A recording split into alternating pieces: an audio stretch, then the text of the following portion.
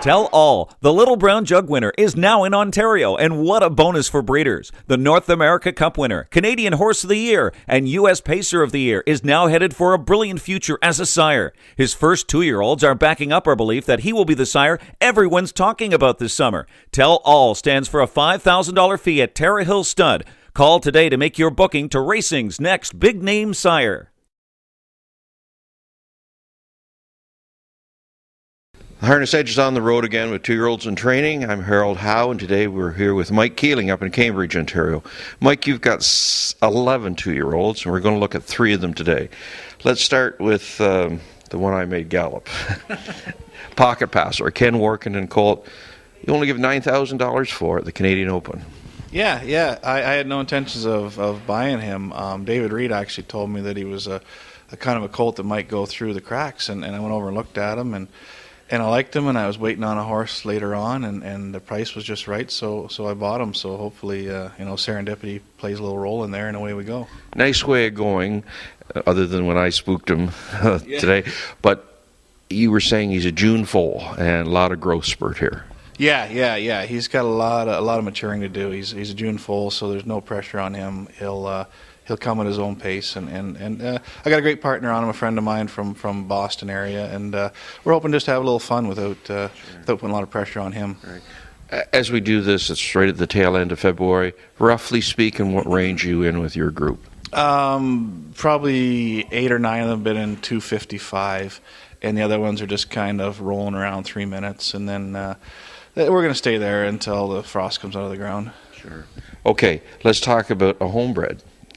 Strike the Check, a striking Sabra. Yeah, you know what? He's one of those unassuming horses. He's not pretty. He's got shaggy hair, and he just goes out there, and every day he's the one that's trotting at the end of the mile. So you kind of got to give him a little credit. And he's another one. We just we don't have a lot of money in him, and if he makes it, it's going to be kind of a bonus. My parents own him with me, and it's always fun. Right. The ones we've looked at here today sort of indicate you didn't break the budget last fall when you were shopping.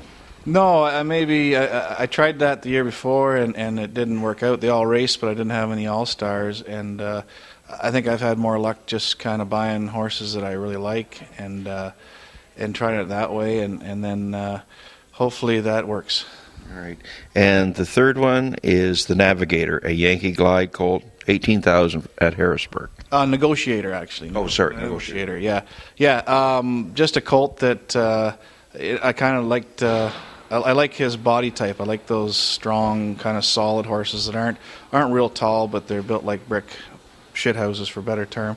And I got him for a reasonable price out of a very good family. There's only been 1 or 2 sold for quite a bit more money than him.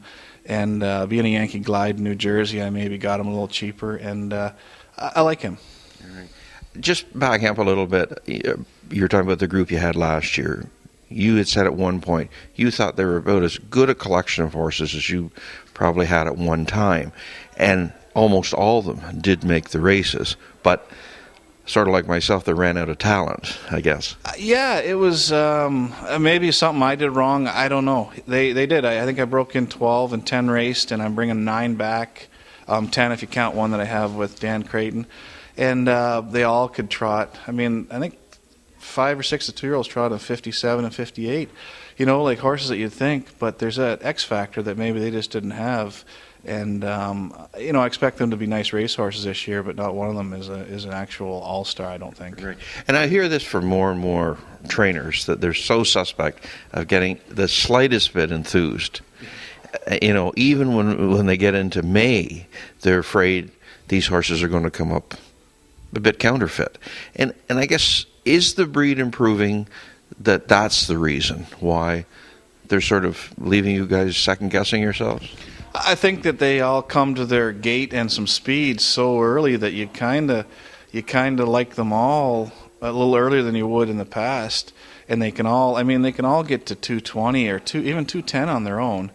And the problem that we're having now is even 58 isn't good enough. They have to have that extra bit of the X factor, I call it, that heart and desire that that maybe is getting watered down, or maybe it's just because the talent is so strong that it takes a bit more of that X factor to be the great horse.